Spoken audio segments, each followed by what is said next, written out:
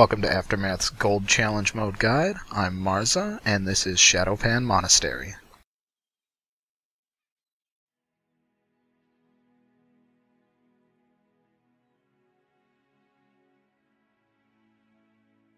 Okay, so you'll see off the bat that we pull this entire first room.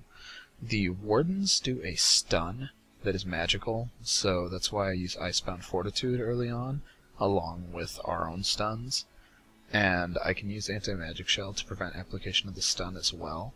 Everybody needs to clump in the circle there, because when the trainees come down, or the ambushers rather, they either randomly aggro on people or they start teleporting around.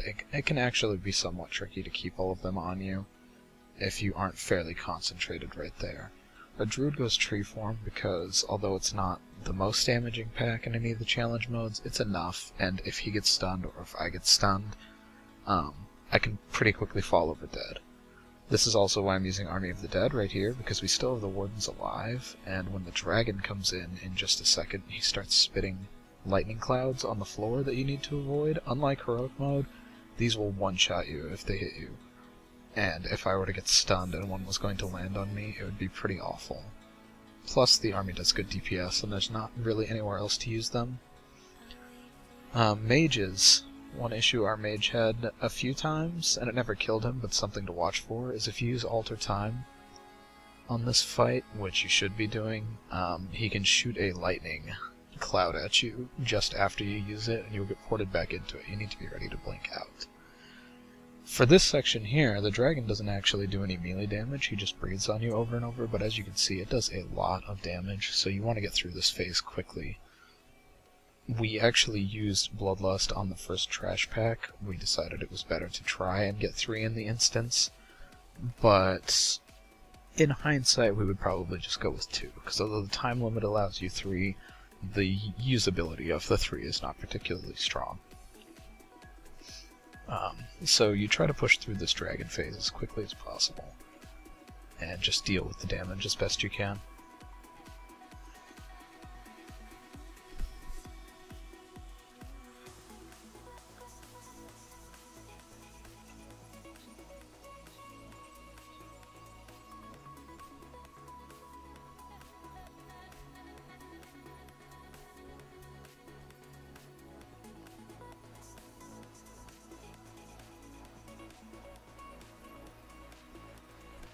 When you move on to this boss, you want to stay stacked. He does a chain lightning, but it hits everybody in the party regardless of how spread out you are. So there's not really any point in spreading out. He should fall over quickly, but as you look at my grid in the lower right corner, you can see that the damage he's doing is actually fairly significant. This is with a Tranquility going out. We're still taking quite a bit of damage. So you just want to burn him down very quickly. Your healer's going to want to drink right here. That's pretty typical. Anytime they can get out of combat they need to drink, but this especially, they should probably have no mana. These Ethereal Shaws, we opted not to pull too many of. When they get low HP, they start to cast Sha Nova. You can actually kill them before they finish casting it, but the cast bar does not indicate that it is uninterruptible. However, I assure you, you cannot interrupt it. You need to either stun them or kill them. You can see how close I came to death right there. They also do a fair bit of damage. So, we have them marked, we have stuns cordoned off for each one assigned. Right there, we managed to kill him just before the Sha Nova went off. And then we will pull the other 2. Typically when we have these 2, we will add the 6 or so trainees from outside the next door. Make it into a nice little AE pack.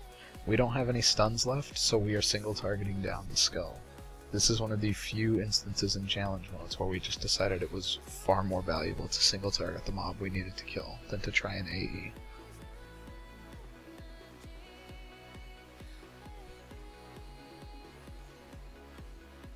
Ideally we would have already added the next pack to this one, it just came in kind of slow.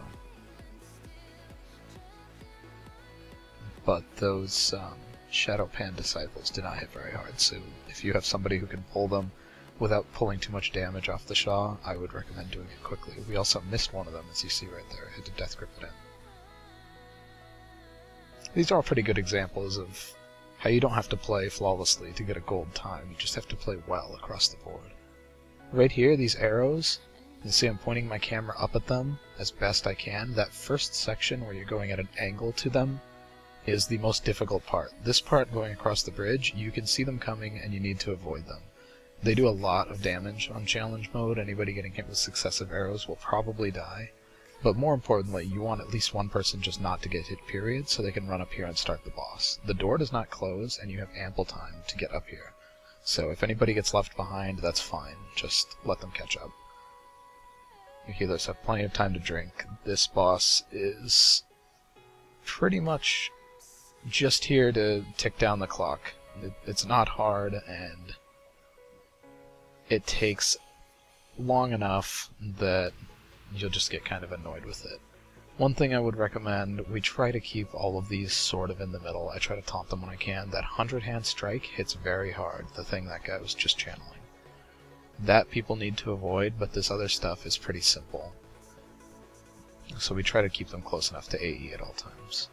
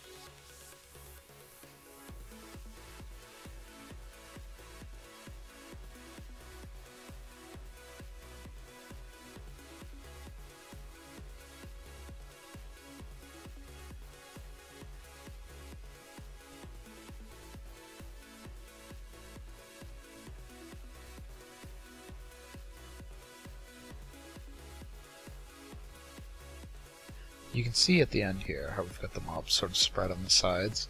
That's not intentional, that's actually pretty bad. It probably took us about 10 or 15 seconds longer to deal with that section than it should have.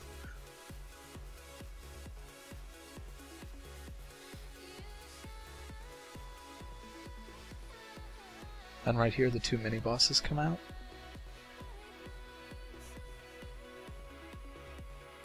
And Flying Snow, the guy with the swords, he'll start doing a whirlwind, and occasionally detargets and aggroes onto a random person. You can taunt him back, but also when it finishes casting, he will again de-aggro and go after someone else. Right here you can see him pull off after the mage again. Ideally you want to kill Flying Snow, Fragrant Lotus quickly, the other one, because she will send out a staff that also needs to be taunted, and you probably don't have very many taunts left from taunting the whirlwind guy. And the staff does a lot of damage to casters and the like. But you should be able to burn the two of them down quickly. Master Snowdrift here, you want to have pre-planned who's going to attack each of the clones when he gets to the third phase. There's one directly where he started, there's one to the right of the screen, and one to the left. We have 3 ranged, so we had each of them assigned, and myself as a melee would be running towards whichever one the real one was as quickly as possible. You also cannot use the DPS potion on this boss.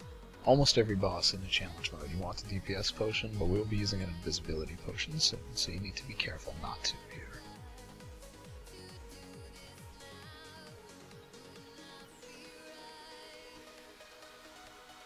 These fireballs do a lot of damage, and you can see where the ranged are is fairly close to where they spawn. We're not certain if there's a better place to stand, but it was never worth spending the time. You just need to be very quick to avoid them. You can see right there the hunter got hit, and it almost one-shots you. If you get hit with 2 in succession, you will probably die, so be very careful.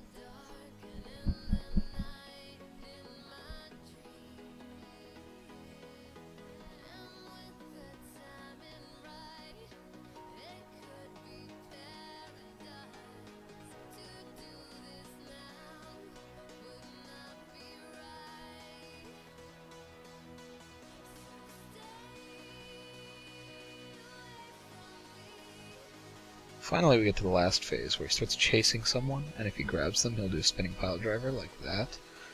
Ideally, you want him to chase you over to near the door, because when you kill him, he's going to jump over to it, and it doesn't really cost you anything to do so, and it's faster if he's standing right there. So right here, we wait for combat to drop. We've had issues with it before. I used the speed drums, and we got a roar, and we used an invisibility potion. You do not need the 18-second ones here, but without the stampeding roar, you probably will.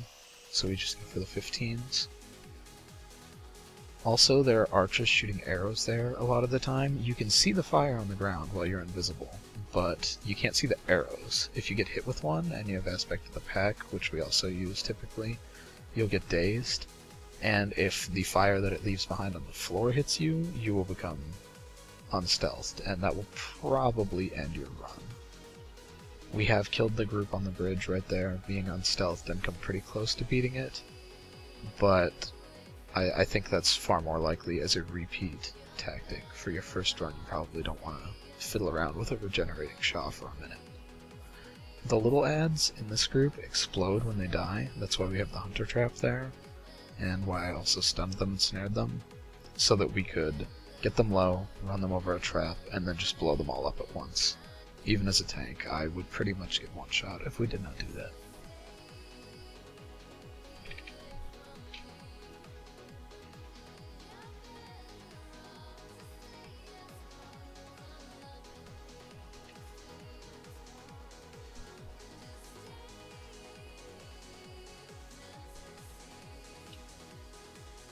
For the Shah of Violence, we had someone calling out every time he was going to cast a Shah Spike, which you can see as cast bar pops up with every now and then. They are avoidable, but it is a very quick cast, so you basically need to be moving before they spawn. The debuff I have now, the blue shield on the left side of the screen, increases the damage that you do, so you do not want to dispel that. The only dispel you want to do is on the tank when he gets dazed. Right there. So that he doesn't go and kill somebody. But what we do is we save our time warp for around 20%, which is when all the DPS have 5 stacks of the damage buff, and we can just sort of decimate the boss at that point.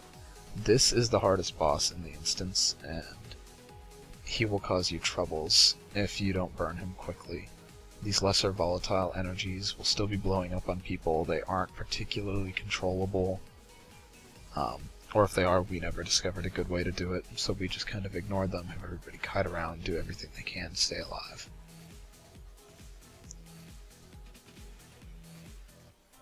Right here you can see that we use Time Warp. And everybody in the group, except for me, has several stacks of the debuff that causes them to do more damage. Mine continually gets dispelled when I get the blind.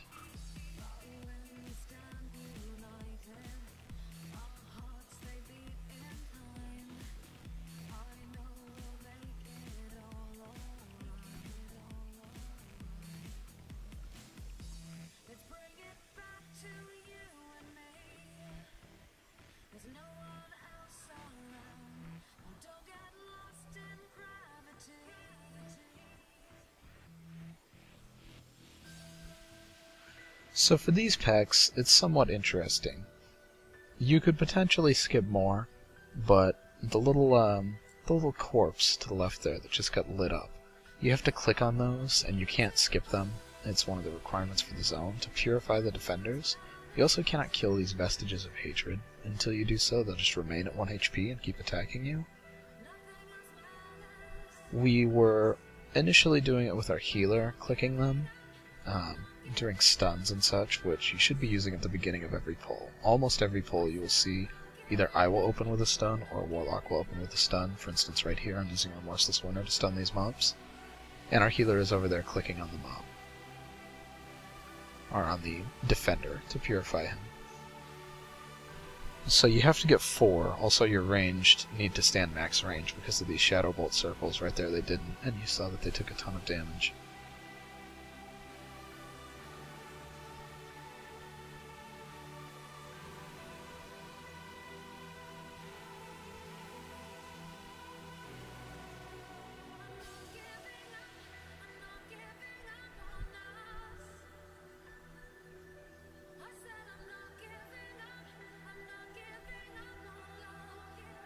We use Path of Frost here to cross over this river. You don't need to use Path of Frost, but it's obviously a little bit faster. It's still worth taking this river route rather than fighting another pack of mobs, even if you can't walk on water. But most group comps should have somebody who can enable you to do so. Again, our healer is finding the defender in this group to click on while they are stunned. I'm using cooldowns. I'm using a lot of cooldowns actually. This trash does a lot of damage. But there's only one pull after this, so I know that it's okay to use them.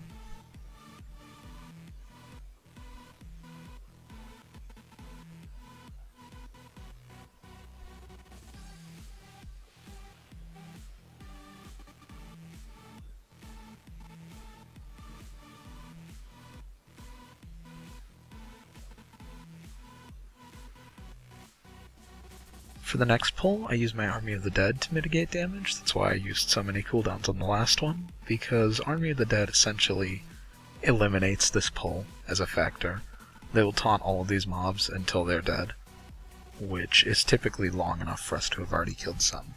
We run into a little bit of trouble because the army doesn't allow you to reposition the mobs particularly easily, and one of them starts casting the circular shadow bolt right here. You can sort of see it peeking out behind the trees.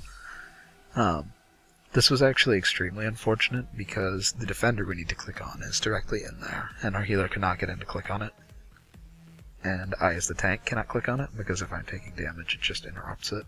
So we had to wait for the shadow bolts to end before we could cleanse it. Even though we had some of the mobs dead already, they won't die until you are able to click.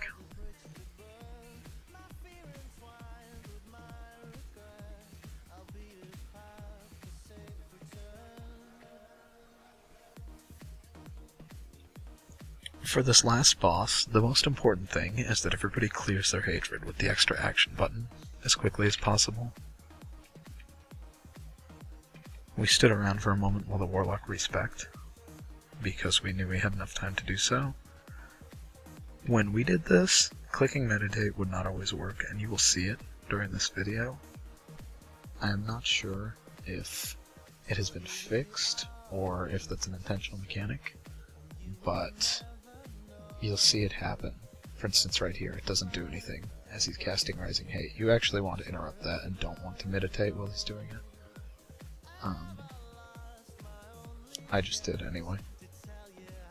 Also, the Gripping Hatreds, which you see over there, he summons 3 at a time. Those need to be burned down immediately, or they will just start chain gripping everyone across the room and you will never get anything accomplished.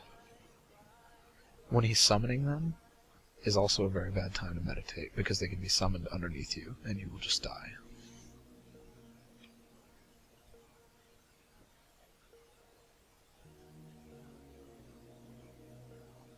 Right here you can see I had to click my meditate multiple times to get it to do anything.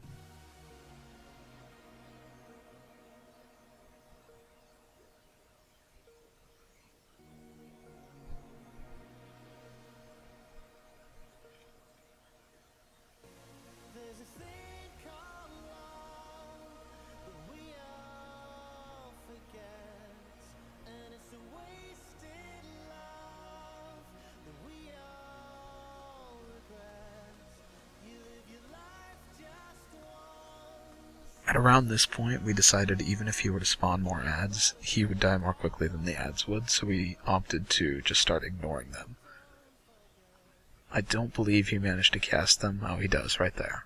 But yeah, he's at 1% at that point, and the zone is done. I hope you found this guide helpful, so subscribe, check out our website, and visit me on Twitch. Thanks.